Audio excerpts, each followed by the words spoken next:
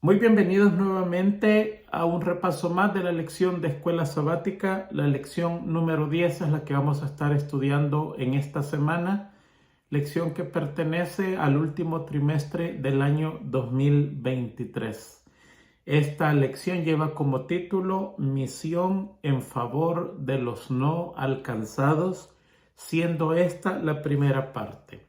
El texto para esta semana lo encontramos en el libro de Hechos, el capítulo 17, versículo 24, donde leemos de la siguiente manera: El Dios que hizo el mundo y todo lo que hay en él, que es Señor del cielo y de la tierra, no habita en templos hechos por manos humanas.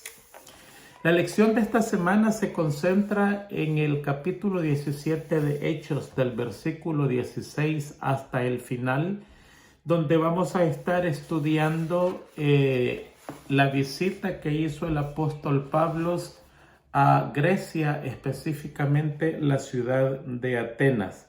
El día domingo se titula Un hebreo en Atenas. El día lunes, Pablo en el Areópago. El día martes, Pablo y el Dios desconocido. El día miércoles, cómo presentar a un nuevo Dios. Y el día jueves, cruzar la línea. Nosotros vamos a darle cierta información acerca del capítulo 17, del versículo 16 hasta el 34. Y usted toma la información que aquí le proporcionamos y la aplica a la lección de escuela sabática de acuerdo a su necesidad y preferencia.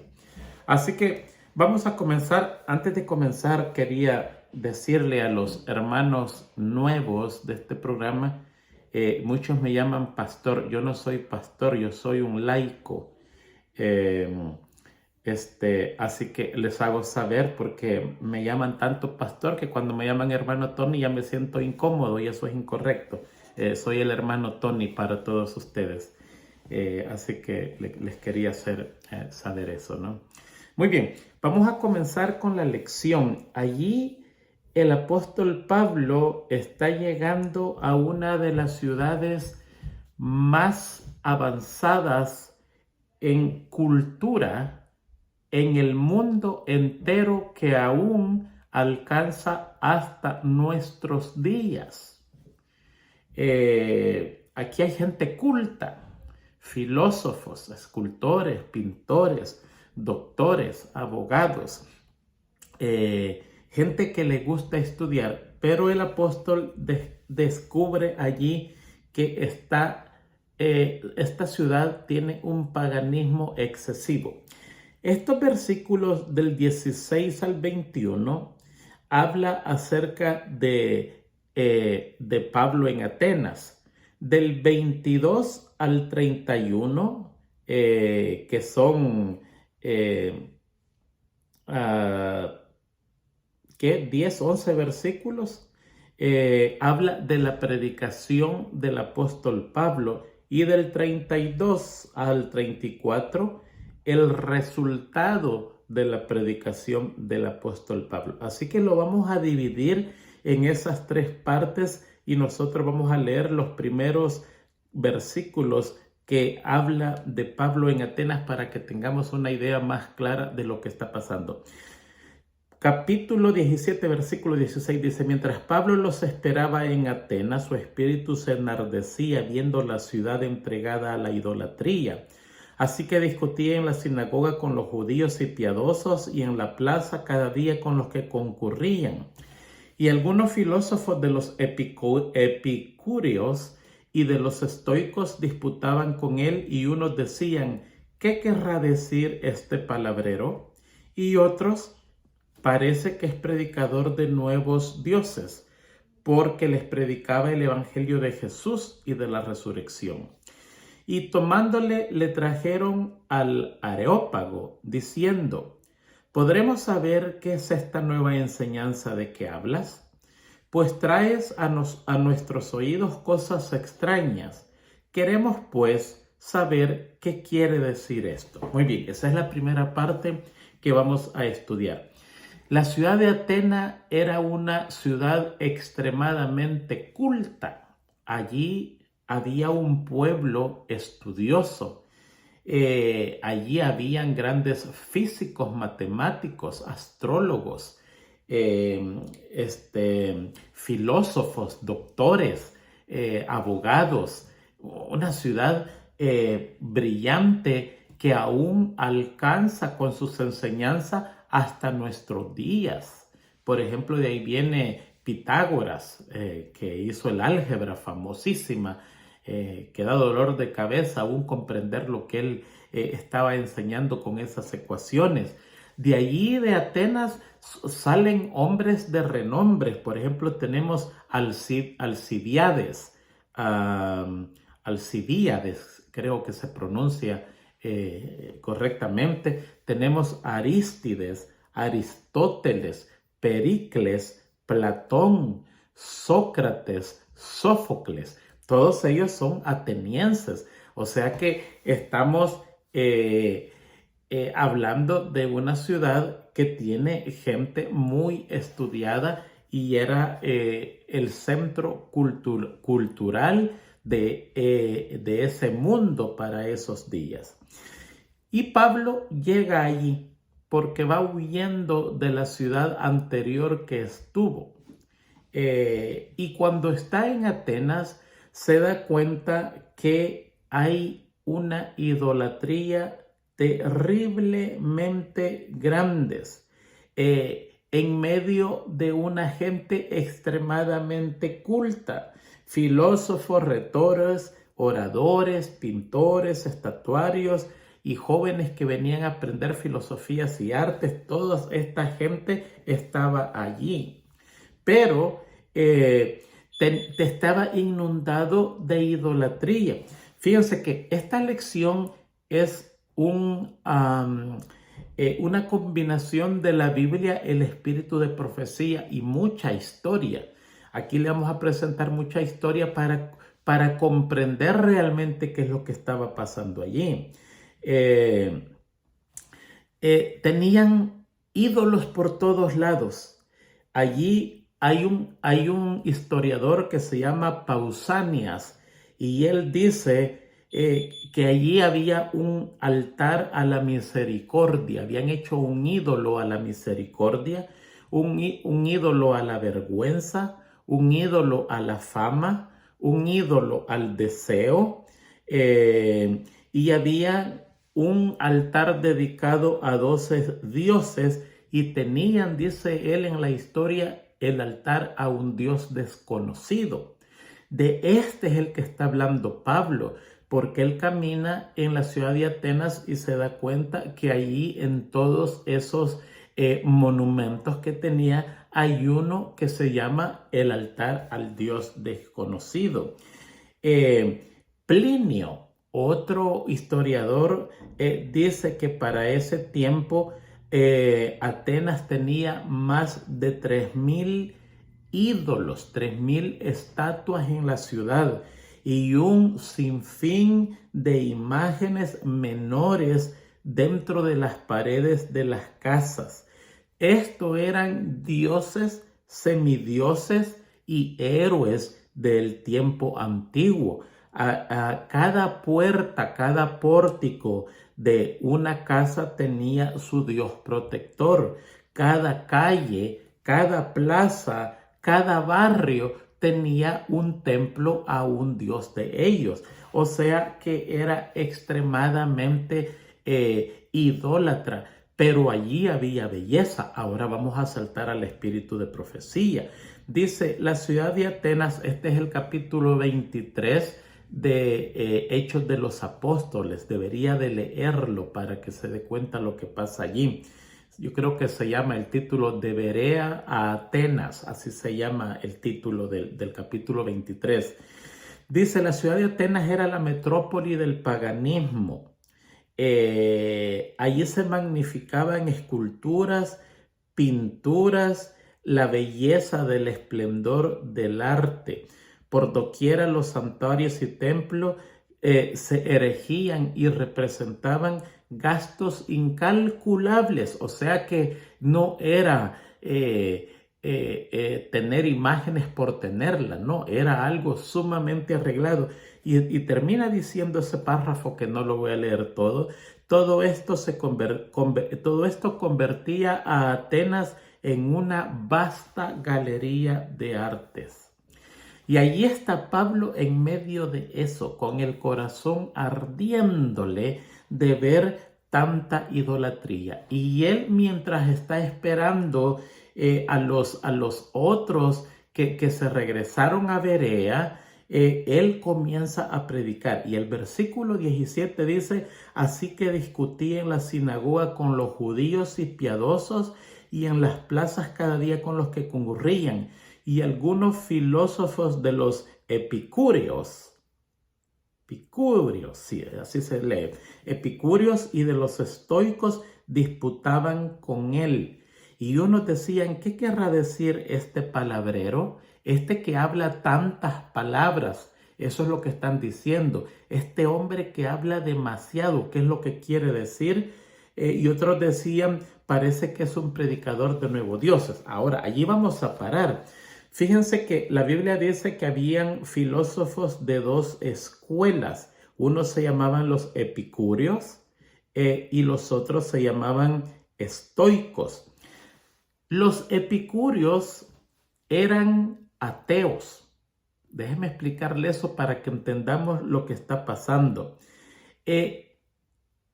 Estaban en contra del politeísmo, de todos esos dioses que habían, pero no se atrevían a renunciarlos abiertamente.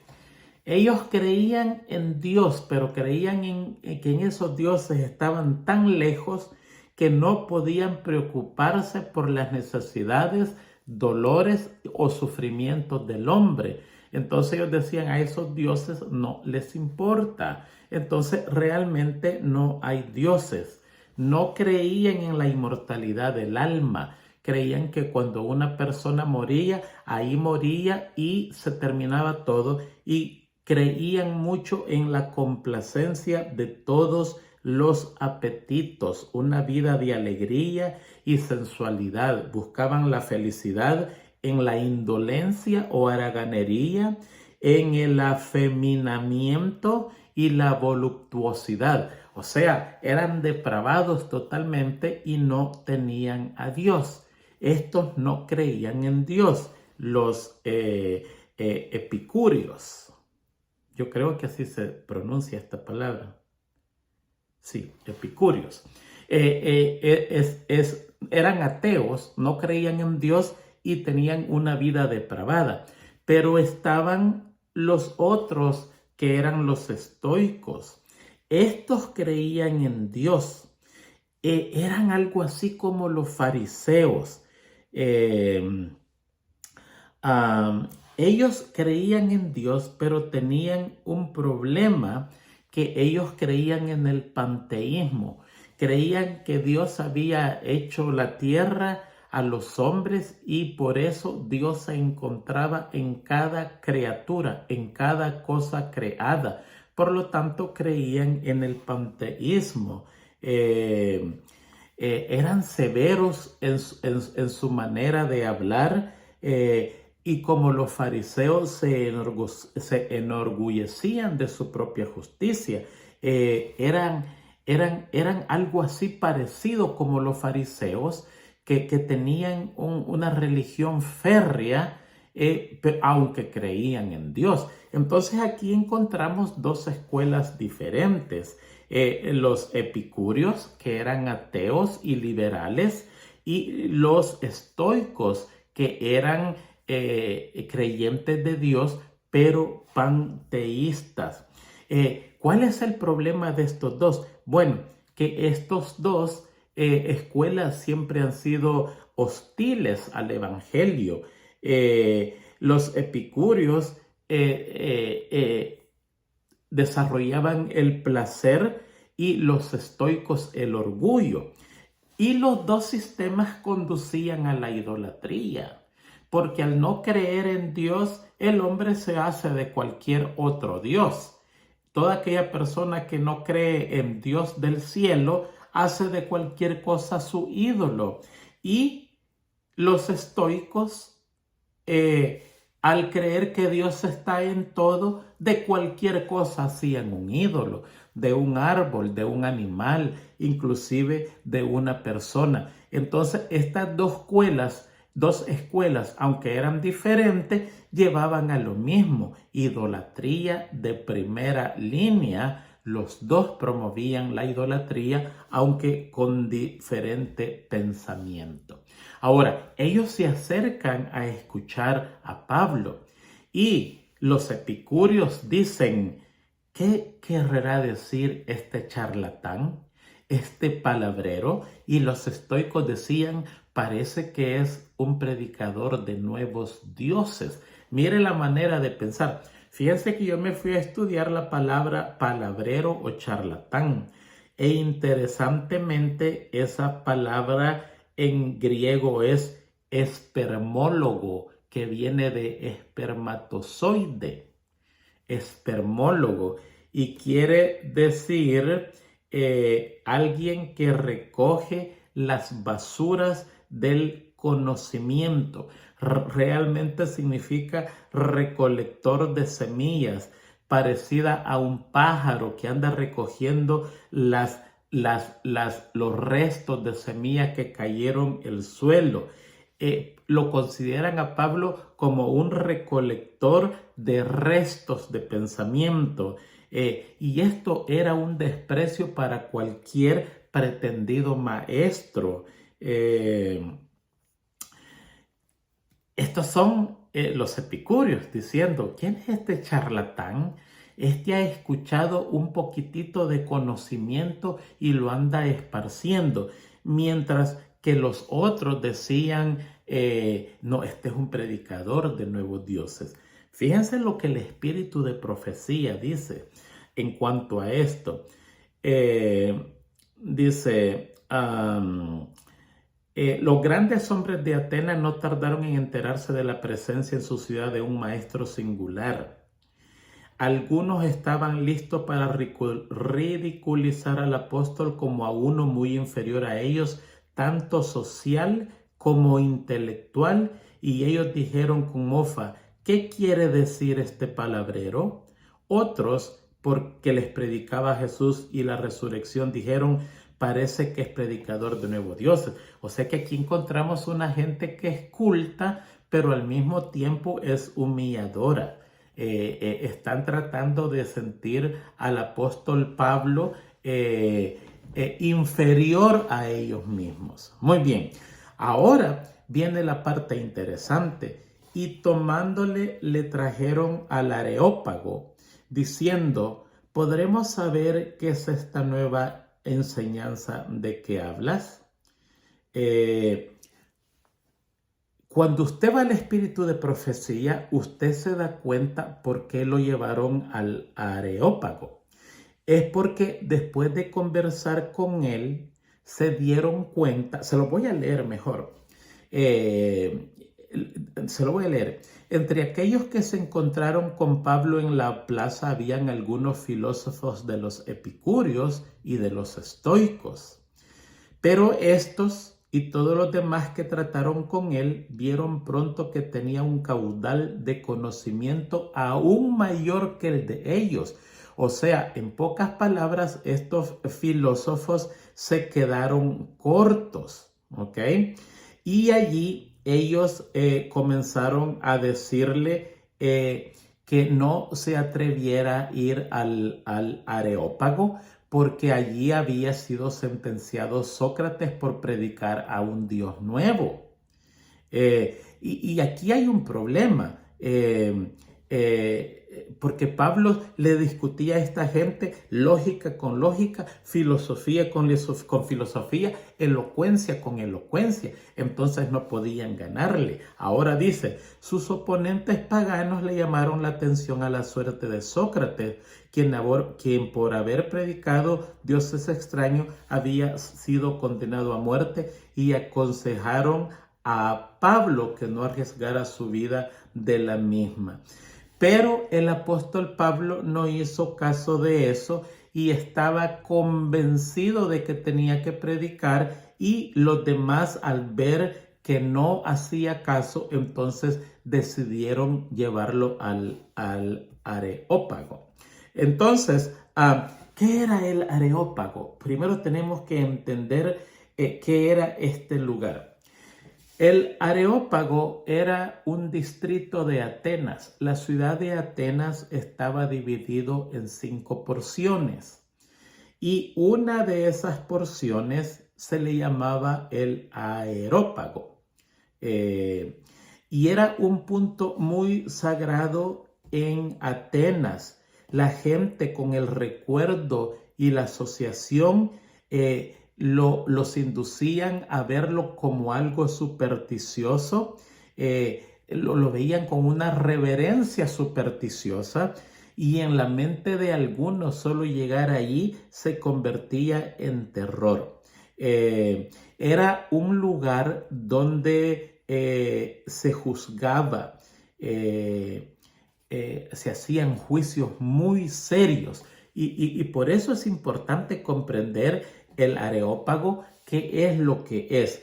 Mire, el Areópago comienza su historia como una corte por una leyenda de los griegos. Los griegos están llenos de leyendas.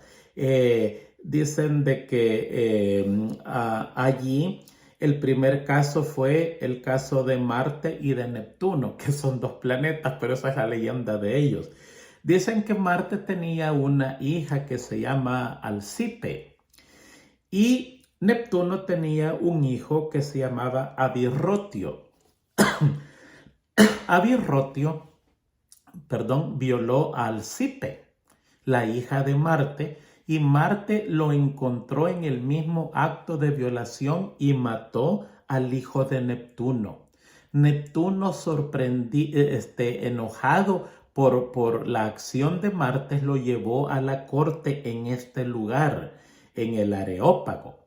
Y allí se reunieron 12 deidades que juzgaron a Marte y lo declararon inocente. Esa es la leyenda, y de allí comienza la corte del Areópago. Esta palabra es medio difícil, Areópago. Entonces, ¿qué pasa? Allí fue procesado Sócrates y condenado a muerte. ¿Cuál fue el problema de Sócrates? Que Sócrates predicaba a Dios, pero lo predicaba de una manera incorrecta, porque él se mofaba de los dioses de los demás. Entonces, la condena a muerte casi no fue tanto por predicar a Dios, sino mofarse de las demás religiones. Le costó la vida y fue procesado en ese lugar por esta corte muy hábil. Ahora, en este lugar estaba la crema y la nata del juicio. Allí, según la historia, juzgaban asesinatos, juzgaban cosas de religión, cosas de litigio, y los jueces que habían allí en el mundo de esos días eran conocidos como jueces perfectos, que no se torcían, no se vendían a nadie, no se movían ni a la derecha ni a la izquierda. Preservaban los derechos. Fíjense que tenían una cosa muy interesante. Juzgaban de noche, en la oscuridad, para no ver el rostro de las personas y no ser afectados por el dolor y el sufrimiento. Entonces sus juicios los hacían en la noche, porque solo estaban interesados en escuchar la historia y no en conocer las personas de la historia, porque ellos decían que les afectaba en su decisión. Pero en la oscuridad, posiblemente está con los ojos cerrados, escuchaban y escuchaban, y eso les hacía hacer un juicio casi perfecto en favor de las personas inocentes. Se cuenta la historia que había un procónsul en Asia que se llamaba Dolabela, y tenía un problema de una mujer que había envenenado a su esposo y a su hijo. y lo llevó este hombre Dolabella, la mujer, a la corte, y la corte de su lugar se negó a dictar sentencia después de escuchar el caso. Entonces decidió llevarlos a los areopagistas, que así se le llamaban, que eran jueces más graves y experimentados, y ellos tomaron la decisión correcta después de escuchar el caso de esta mujer. Por eso es que el emperador Juliano tenía un dicho que decía: sea un juez un areopagista y no temeremos el juicio. O sea, presentarse allí, aunque lo llevaron amigablemente, era una cosa de valor, porque quizás lo llevaron de noche para escucharlo, aunque no hay ninguna acusación contra él, sino que se le lleva amistosamente para decir: a ver, muéstranos de qué es lo que estamos hablando. Y Pablo se pone en medio de ellos y comienza su sermón. Por favor, lea esos 10, 11 capítulos para que vea la delicadeza del sermón. Nosotros vamos a ver hasta dónde llegamos, porque aquí hay excesiva información. Pablo comienza diciendo en el Areópago: varones atenienses, observo que sois muy supersticiosos.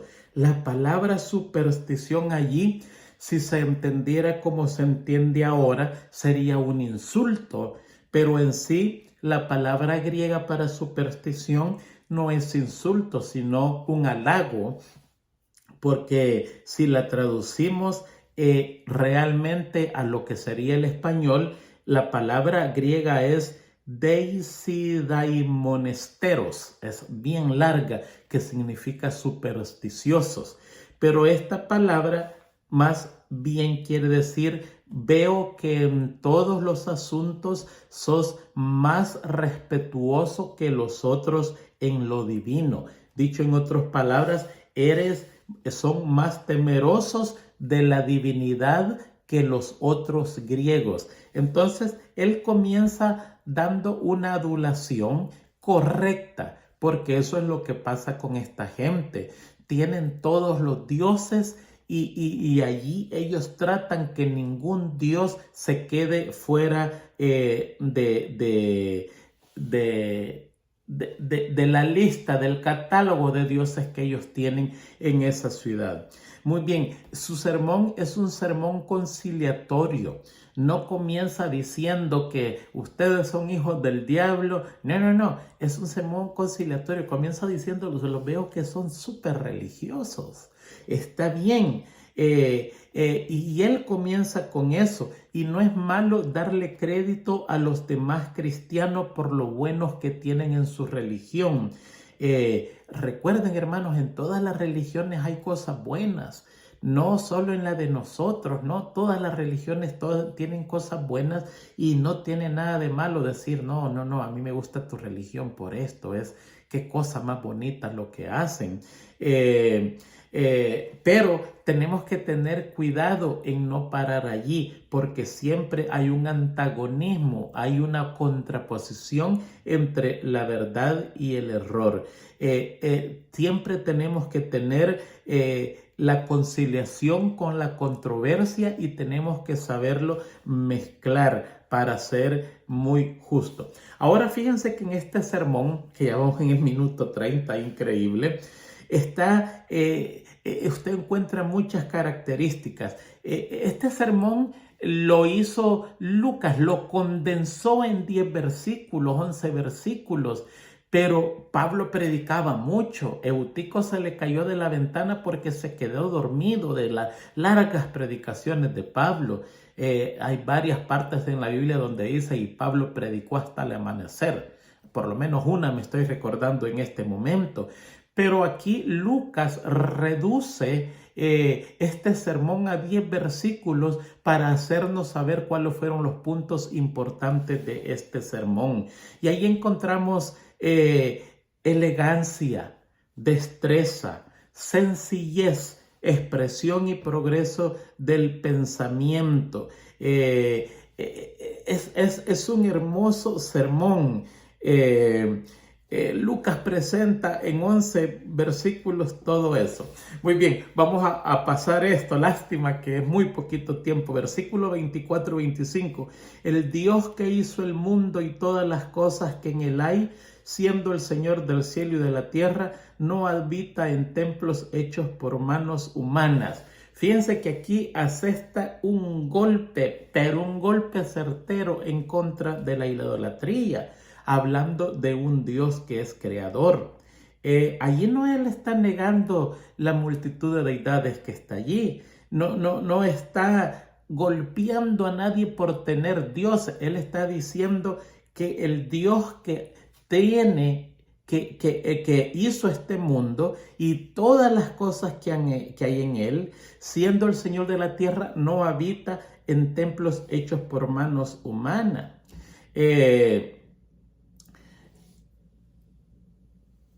Nosotros aquí encontramos ciertas verdades. Fíjense de que el siguiente versículo dice: ni es honrado por manos de hombre como si necesitase de algo, pues es el quien da la vida a todos y aliento a todas las cosas.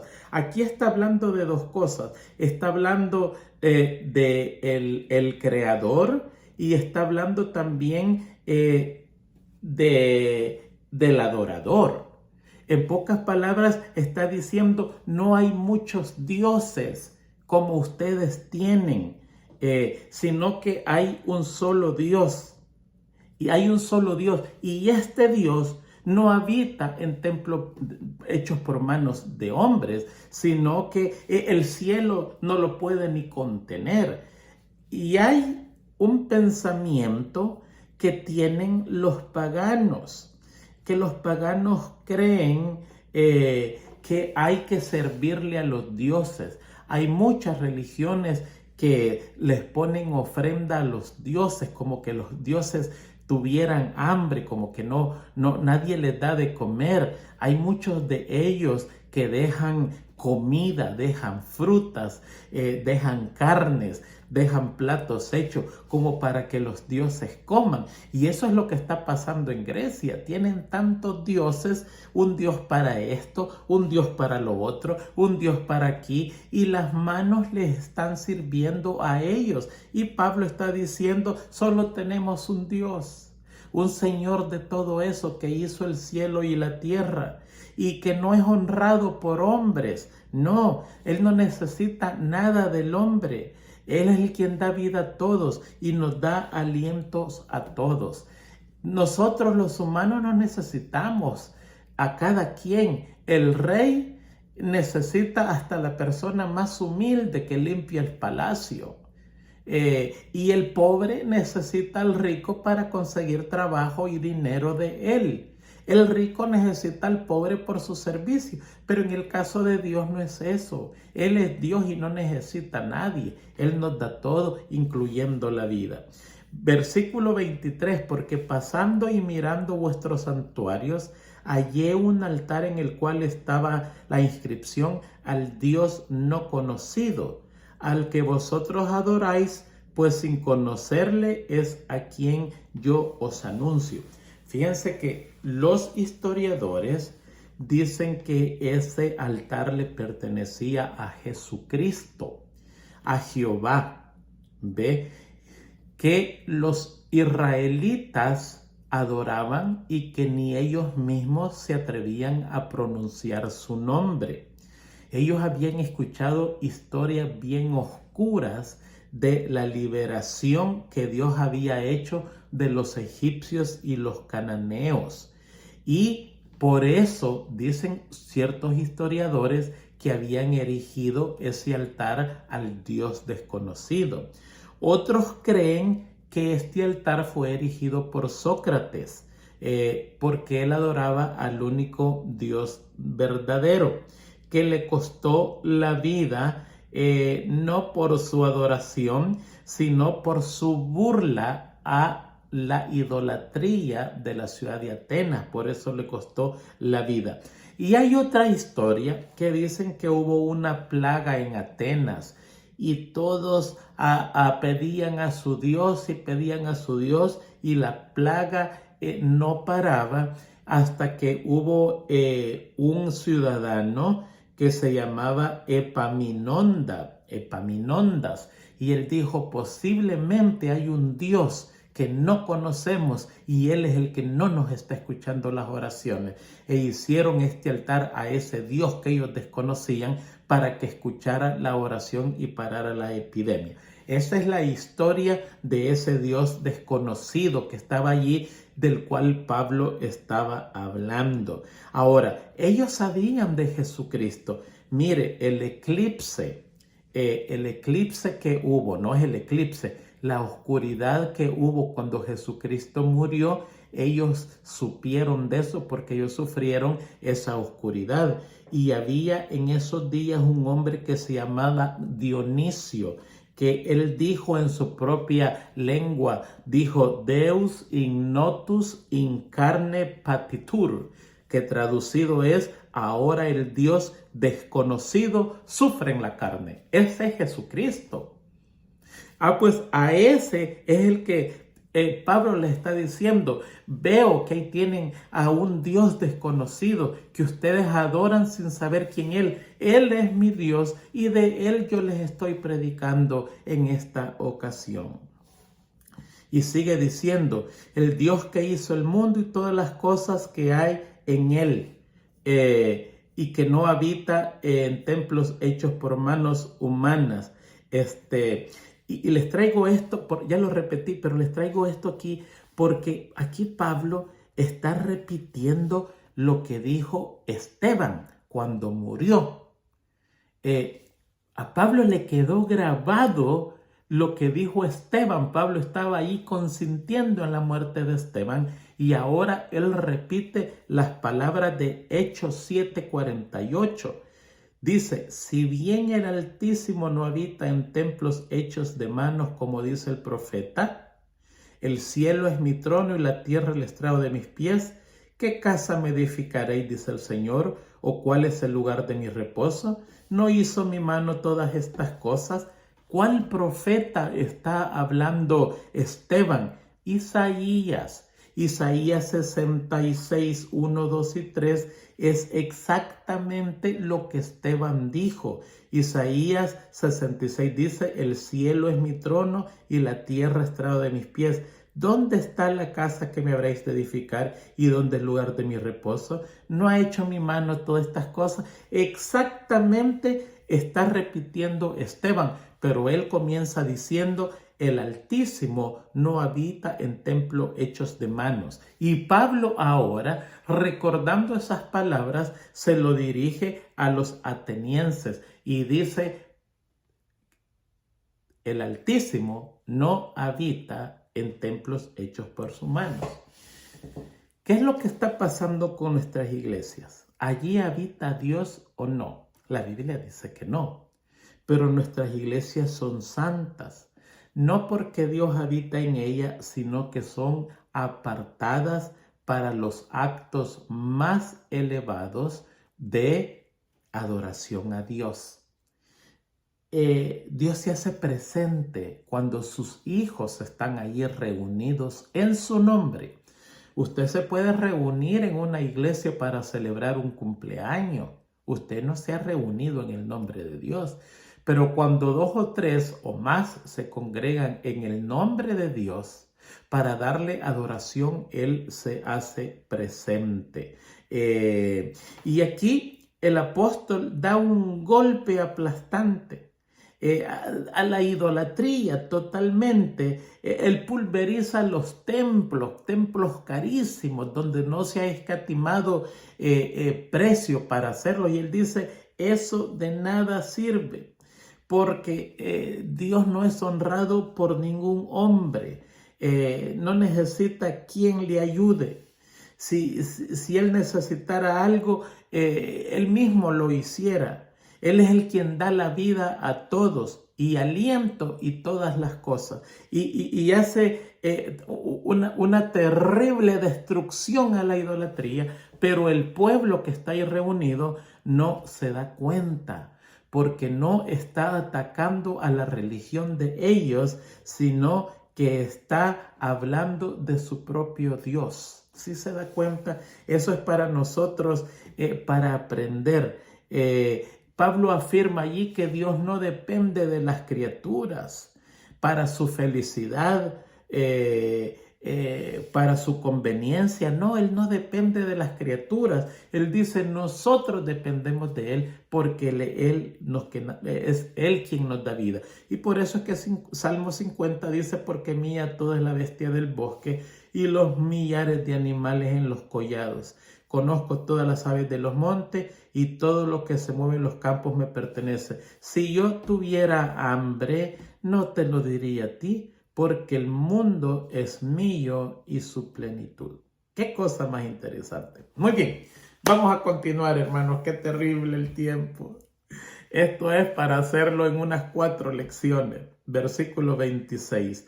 Y de una sangre ha hecho todo el linaje de los hombres para que habiten sobre toda la faz de la tierra, y les ha prefijado el orden de los tiempos y los límites de sus habitaciones. Mire, de una sangre ha hecho todo linaje del hombre. Aquí los griegos se creen personas importantes, se creen superiores a los demás. Ellos se creen algo especial. Y aquí viene Pablo y golpea la base del orgullo nacionalista, del orgullo racista, del orgullo de color, del orgullo de color de piel. Allí golpea y dice, les informo que todos nosotros somos hechos de una sola sangre. Fíjense, hermanos, que esto afecta en todos los lugares. La discriminación, especialmente por el color, afecta en todos los lugares. Yo he tenido la oportunidad de viajar y mire que mi piel es morena, pelo negro, ojos negros. Y a veces me ha tocado llegar a países donde la piel es blanca, los ojos azules y el pelo es rubio. E inmediatamente siente uno el desprecio. Como quien dice, ¿y este qué anda haciendo acá? ¿Por qué ha venido acá? Y eso uno lo experimenta en la familia, en nuestro propio país, lo experimenta en el trabajo y lo más triste que se experimenta en nuestra propia iglesia. Hay unos hermanos en nuestra iglesia que creen que la arcilla de ellos es una arcilla especial. Creen que fueron hechos de un barro especial y el que salió un poco quemadito lo hicieron de un barrio de mala categoría, mala calidad. Pues les queremos decir que Pablo golpea la base del orgullo racial y dice, les informamos que todo el linaje de la tierra ha sido hecho de una sola sangre. El espíritu de profecía dice que Dios dejó al negro para ver qué es lo que el blanco hace con él. Y todo aquel que tiene superioridad racial por idioma, por color, por bandera, por conocimiento, es imposible que entre al reino de los cielos. Si usted es un hermano blanco, rubio, ojos azules, ojos verdes, y ve de reojo al hermanito que es pelo negro, bajito, feíto y negrito e indito, así como yo, usted está metido en un problema seriosísimo. Porque es la misma sangre, ese es el mismo barro. Usted no fue hecho de un barro especial. Es más, Dios tiene afinidad con la gente de apariencia fea, con lo que no vale nada, con lo inculto y no con lo bello, porque lo bello le afecta el orgullo. Y nosotros los feos, pues ¿qué orgullo vamos a tener? Mire, le voy a decir, en esta clase, a mí me apena aquí sentarme enfrente de ustedes y darle la lección. Digo yo qué estoy haciendo acá, por favor. Si hay gente, hay gente que puede hacer mejor esto que yo, de verdad. Y hermanos que vienen y dicen, hermano, qué genialidad. ¿Cuál genialidad ni nada? Póngase a estudiar como yo estudio y usted va a dar la lección mejor que yo. Más si tiene una apariencia bonita, si habla el idioma mejor que yo. Yo hablo 2 idiomas y ninguno de los idiomas los hablo bien. Qué desgracia la mía. Ninguno de los 2 idiomas hablo bien. No aprendí el inglés como quise aprenderlo y en el español me volví tartamudo. Mire qué desgracia. Y mire mi apariencia, qué terrible. Y 3 veces me he tratado de escapar de esto y el Señor me manda de regreso a hacer esto. No me puedo ir de acá. Porque el hermano Tony es un genio, tiene una virtud. No, porque paso 25 horas semanales estudiando la cartilla para presentar algo que sea digno para mis hermanos. Algo que diga, oh wow, aprendimos ahora, por eso. Y yo le digo al Señor, Señor, ¿por qué yo? Y el Señor me dice, oh, porque yo escojo lo peor del mundo para avergonzar a lo bonito. Y por eso es que el hermano Tony está acá. Y usted es el que me viene a visitar acá. Yo no irrumpo en su privacidad. Usted viene acá. Y esto es grande. Mire, si usted ve en YouTube, ahí aparecen que 6,000, 7,000 personas ven esto. No se equivoque.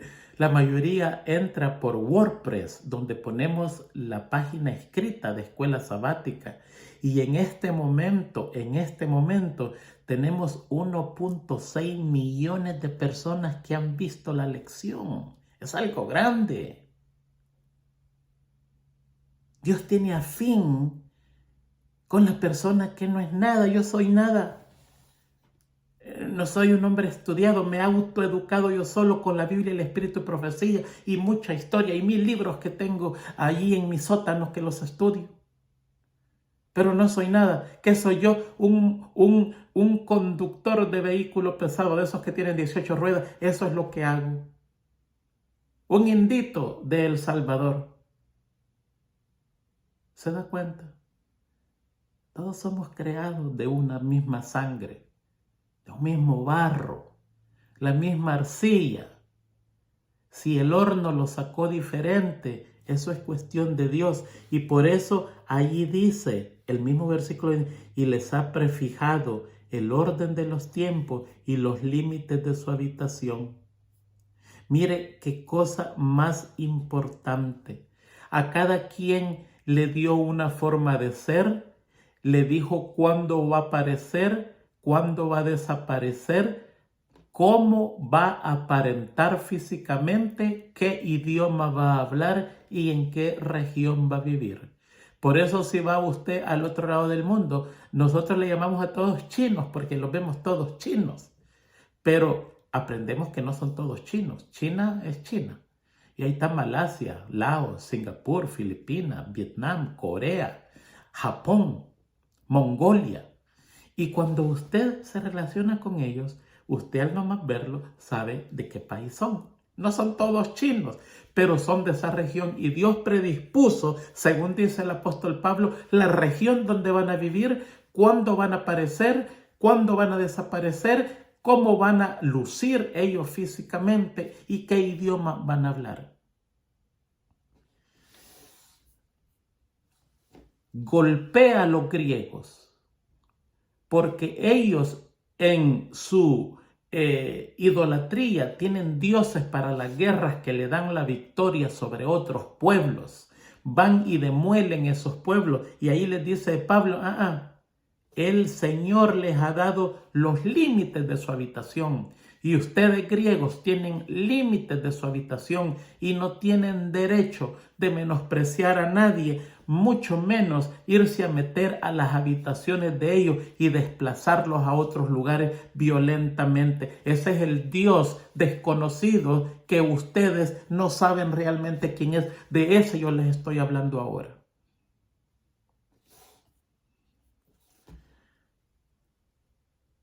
Muy interesante, vea, qué lástima que no tenemos tanto tiempo. Vamos corriendo. Versículo 27, para que busquen a Dios. Si en alguna manera palpando pueden hallarle, aunque ciertamente no está lejos de cada uno de nosotros. Él está cerquita de nosotros, pero ustedes son tan ciegos que aún Él estando cerca de nosotros, tienen que ir palpando, tal vez lo encuentran. Deuteronomio 28-29 dice, tentarás al mediodía como palpa el ciego en la oscuridad. Los paganos hacen eso, teniendo a un Dios tan cerca, como no creen en Él, andan palpando en la oscuridad a plena luz del día. Efesios 5:8 dice, a veces erais tinieblas, pero ahora sois luz en el Señor. Primero Pedro 2:9 dice, quien os llamó de las tinieblas a su luz admirable. Segunda Corintios 4:6 dice, Dios que mandó que de las tinieblas resplandeciese la luz, ha resplandecido en nuestros corazones para iluminación del conocimiento de la gloria de Dios en la faz de Jesucristo. Dios nos pone luz para que no andemos como los paganos al mediodía palpando en las tinieblas, buscando a Dios cuando Él está a plena luz del día y cerquita de nosotros. Hermosísimo. Vamos a pasar a la otra parte rapidito. Porque en Él vivimos, versículo 28, y nos movemos y somos, como algunos de nuestros propios poetas también han dicho, porque linaje suyo somos. Fíjense aquí, en el versículo 28, Él está mencionando a un profeta y dice, porque en Él vivimos y nos movemos y somos como algunos de vuestros propios poetas también han dicho. ¿Qué es lo que han dicho los poetas? Porque linaje suyo somos. ¿Quién es ese poeta? Ese poeta se llama Arato y es de una ciudad llamada Solís, que está en Cilicia, muy cerca de Tarso, de donde Pablo era, y conocía perfectamente lo que él decía. Y él lo que hizo fue un poema que se llamaba Fenómeno. Pero este poema no está dedicado a Dios, sino que está dedicado a Zeus. Y este poema dice, todos los caminos que recorremos y todos los mercados de los hombres están llenos por Zeus, o sea que Dios es el que da la bendición. Lleno también el mar y todos los arroyos y bahías, y en todo necesitamos la ayuda de Zeus, porque también nosotros somos descendientes suyos. Y aquí comienza entonces la pregunta, ¿por qué él usa un poema dedicado a Zeus por un poeta de ellos y se lo aplica a Dios? ¿Por qué? ¿Ah? Y es interesante porque allí mata varios pájaros de un tiro. La predicación es maestra, es magistral, es impresionante. Los griegos se dan cuenta que es un dotado en literatura porque está repitiendo poemas, trozos de poemas de los poetas que ellos conocen. Y aquí él aplica este trozo que dice el poeta Arato, lo aplica a Dios. ¿Por qué? Porque está mostrando la ignorancia de la idolatría. Ahí él está diciendo, mire, uno de sus poetas le está dedicando un himno al Dios equivocado.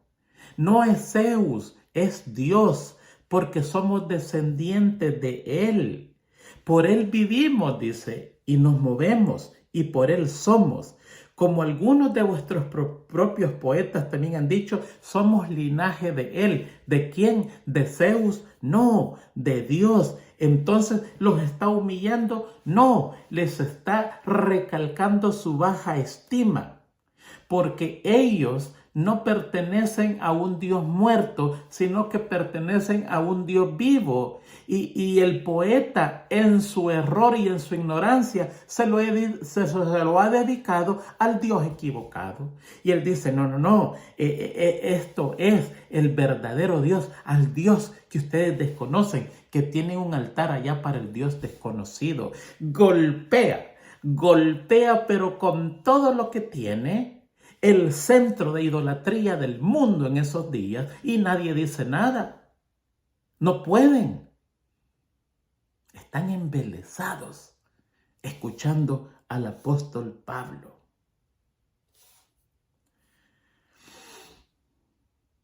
Versículos 29 y 30. Se nos acabó el tiempo. Siendo pues linaje de Dios, no debemos pensar que la divinidad sea semejante a oro o plata o piedra o escultura de arte o de imaginación de hombres.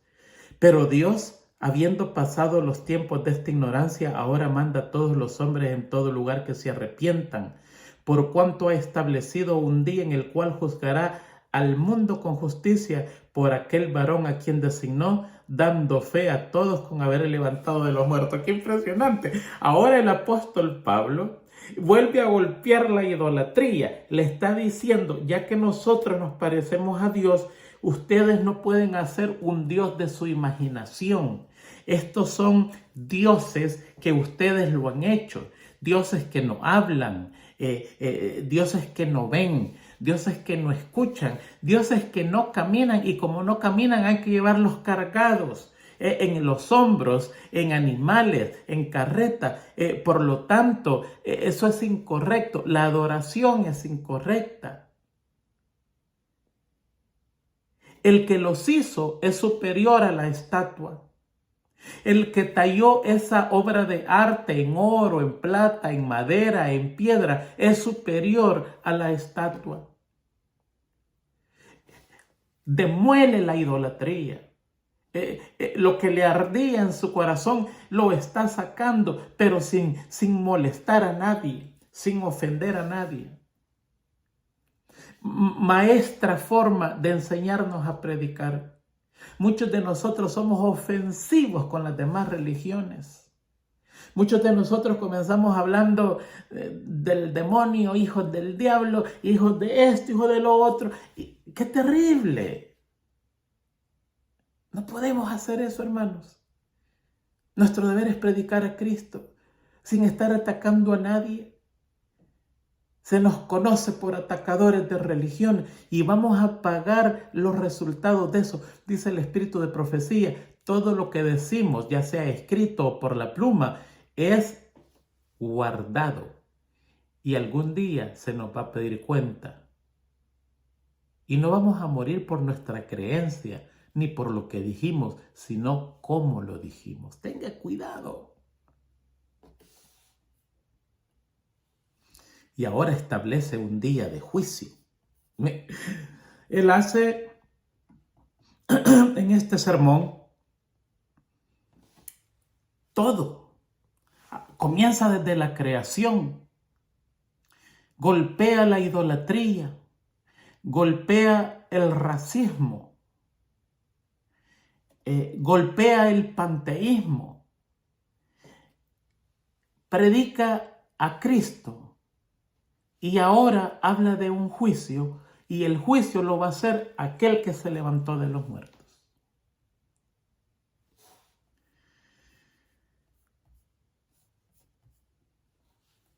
No nos va a quedar tiempo de hablar del juicio, ya tenemos la hora. Pero vamos a hablar del versículo 32. Pero yo quiero que usted entienda el sermón completo que dio Pablo, sin ofender a nadie. Comenzó por la creación y terminó en la resurrección y un juicio que va a ser el que resucitó. Y ahí llega a la parte culminante del sermón, porque el versículo 32 dice, pero cuando oyeron lo de la resurrección de los muertos, unos se burlaban. ¿Quiénes se burlaban? Los ateos. Y los otros decían, ya te oiremos acerca de esto otra vez. Y así Pablo salió en medio de ellos. Los epicúreos negaban el completo futuro. Ellos decían, una vez muerto, ya no hay nada. Por eso es que puedes gozar ahora todo lo que querrás. Porque una vez te muras, hasta ahí llego. Pero ahí está hablando de que va a haber una resurrección, que va a haber un juicio por uno que ya resucitó. Y a ellos no les gustó eso, y estos eran los que se burlaban. Y los otros, que los estoicos, los que creían en Dios, le dijeron, ¿sabes qué? Está muy interesante. Ya te oiremos acerca de esto otra vez. Ya te oiremos acerca de esto otra vez.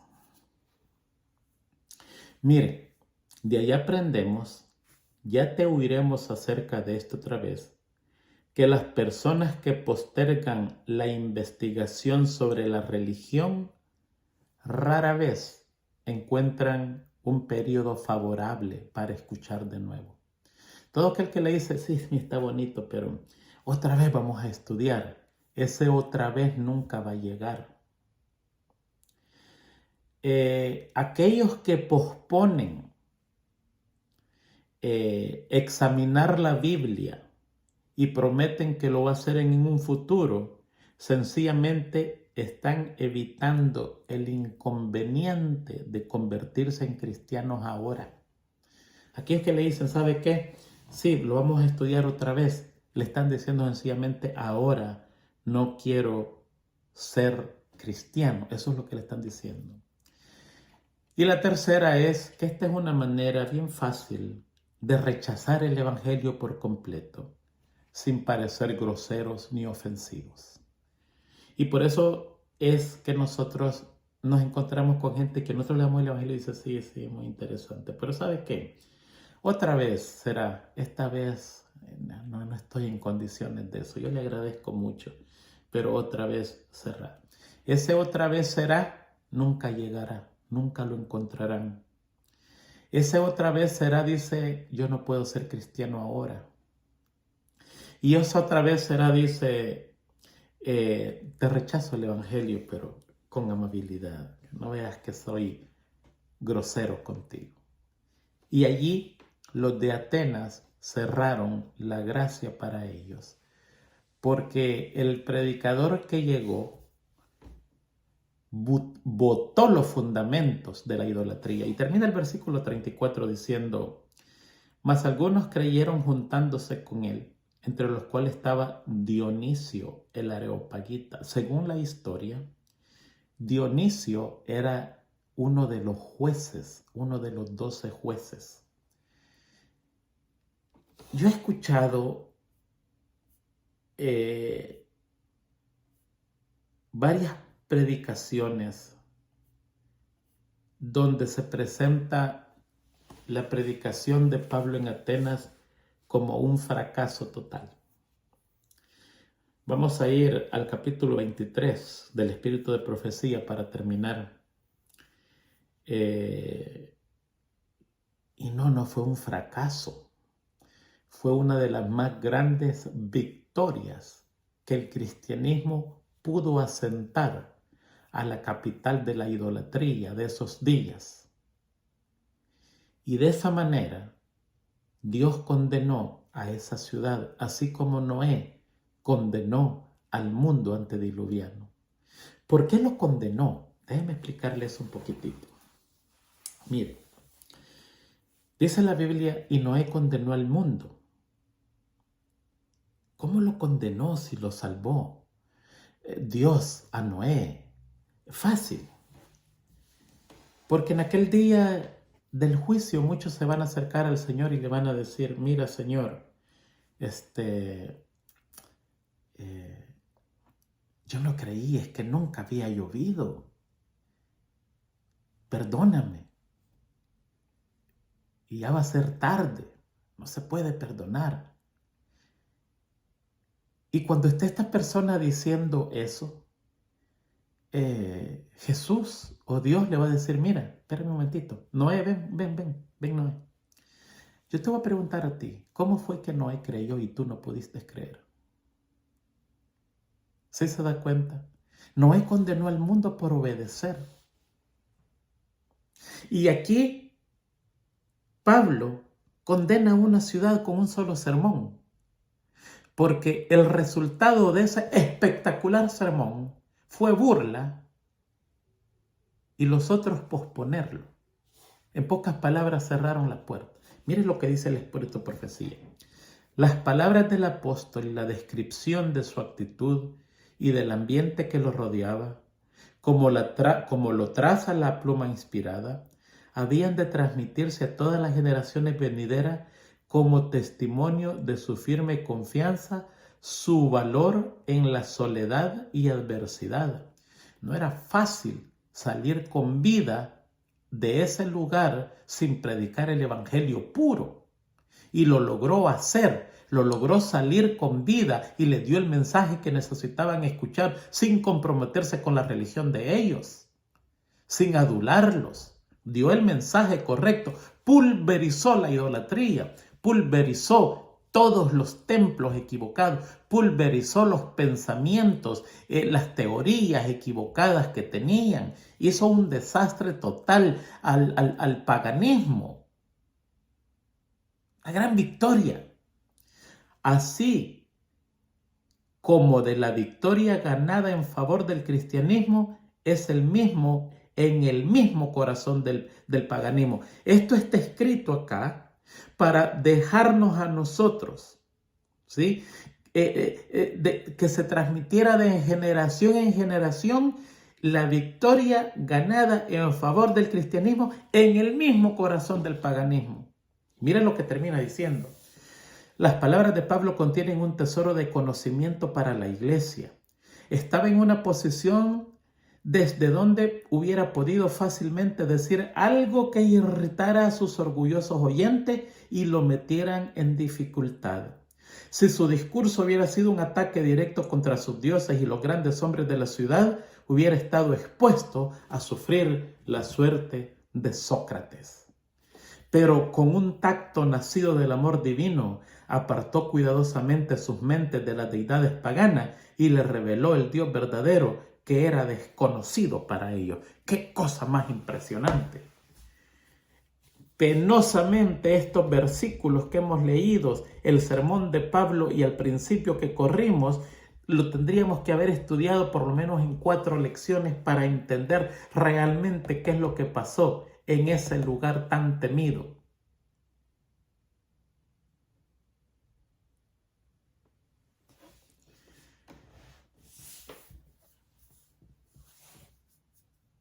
¿Cómo alcanzar a los no alcanzados? Mire, para aprender y terminar esto, ya eso no fue el tiempo. Nunca irrespetemos a los demás, por mala que sea su creencia, por ridícula que sea su doctrina, por ignorante que sean en la Biblia, por tergiversado que estén. No podemos ridiculizar a nadie. Tenemos que tener el amor de Cristo. Tenemos que reconocer lo bueno que ellos tienen sin comprometernos. Tenemos que predicar el evangelio sin mentir. Tenemos que hacer la diferencia entre lo correcto y lo incorrecto, predicando a Jesucristo y a Él crucificado, sin nada que ver de golpear a los demás por sus creencias equivocadas o por su interpretación equivocada. En Pablo tenemos un ejemplo clásico, una de las más grandes victorias. ¿Se convirtieron algunos? Sí, se convirtieron algunos, y uno importantísimo, Dionisio, un juez, posiblemente el jefe de todos los jueces, porque se le llama el areopagista. ¿Qué pasó después? No sabemos. nosotros medimos los triunfos del Evangelio por los que bautizamos. Incorrecto. Déjeme terminar solo con este pensamiento para que usted entienda lo que yo le estoy diciendo. Mire, nosotros no somos quienes para decir quién se convierte o no. Eso es obra del Espíritu Santo. Y Él sabe cuándo esta persona se va a convertir. Nuestro trabajo es predicar, no poner blancos. Nuestro trabajo es predicar a tiempo y afuera de tiempo, de día y de noche. Cuando usted tenga la oportunidad de predicar, predíquelo. Ese es nuestro trabajo. Deje que el Espíritu Santo convierta a las personas. ¿Sí? Nosotros medimos por los que bautizamos, pero no es así. El cielo mide por lo que nosotros predicamos. Y aquí hay una gran victoria para el Evangelio, aunque los que se bautizaron fueron poquitos. ¿Por qué? Porque se le acerta un golpe certero al paganismo. El cristianismo logra entrar a ese lugar tan difícil y temeroso de llegar y sale airoso predicándole el evangelio correcto sin comprometerse con nadie. Cuando usted lee el espíritu de profecía, usted puede descubrir si tiene buen carácter o no. Y hay 4 características, entre muchas, pero las más importantes, para saber si usted tiene un buen carácter. La primera de ellas, si usted tiene fuerza de voluntad. Es señal que tiene buen carácter. La segunda de ellas es si usted tiene dominio propio. Tiene buen carácter. Esa es la primera mitad. El apóstol Pablo tenía las 2 cosas. Tenía fuerza de voluntad. Él predicaba el evangelio. No importara qué difícil, qué peligroso es. Tenía fuerza de voluntad. Y ante el ataque de las personas, tenía dominio propio. No explotaba. Tenía mucho cuidado. Él medía sus palabras, qué decir, qué no decir, porque la prueba de este lugar que se le hizo invitándolo a este lugar era una prueba terrible, que si él cometía un pequeño error, le costaría la vida como le costó a Sócrates. Y se lo advirtieron según el espíritu de profecía: no te metas allí, no te metas en ese lugar porque puedes perder tu vida, así como Sócrates la perdió en el Areópago. Entonces él tenía dominio propio y fuerza de voluntad. Pero hay otra parte que yo leí recién, que es lo que tener buen carácter, y dice: el que tiene buen carácter no le afecta ni el miedo ni los fracasos. Qué espectacular, hermanos. Es un espectáculo. Usted puede tener dominio propio, tiene fuerza de voluntad, pero ante el terror sale huyendo. Se da cuenta que no tiene ni dominio propio ni de fuerza de voluntad. Si a usted le va mal y por bien que hizo el trabajo, lo abuchearon, lo ofendieron, lo menospreciaron y usted se derrite, se cae, el fracaso supuestamente, entonces usted no tiene ni fuerza de voluntad, ni dominio propio, ni tiene ni valor, ni puede enfrentar los fracasos. Y eso es lo que Pablo enfrentó. Supuestamente un fracaso para él, desde el punto de vista humano, para Dios fue un gran triunfo. ¿Tuvo temor de enfrentarse al Areópago? No. Se presentó en el nombre de Jesús. ¿Tuvo fuerza de voluntad de predicar en las aldeas, en las plazas, en todo? Sí. ¿Tuvo dominio propio de no insultar a nadie con la predicación? Sí lo tuvo. Tremendo carácter. Que Dios nos bendiga, que aprendamos de Pablo y a tener nosotros un buen carácter. Es la lucha que se nos ha llamado. Dominio propio, fuerza de voluntad, no tener temor ni que nos afecte el fracaso. Y una vez con esas 4 cosas, estamos cerca de ser grandes predicadores como lo fue el apóstol Pablo. Que Dios les bendiga en esta semana y gracias y disculpen la tardanza.